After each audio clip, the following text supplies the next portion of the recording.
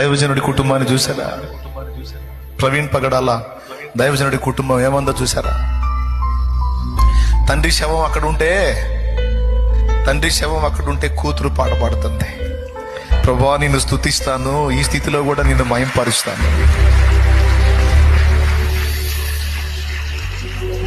భార్య ఏముందో తెలుసా? రివెంజ్ తీర్చుకునేది నా భర్తకి ఇష్టం లేదు, మాకు ఇష్టం లేదు. నా భర్త ప్రాణం తీసి ఉంటే ఒకవేళ వారిని నేను క్షమిస్తున్నాం అన్నట్టుగా మాట్లాడింది.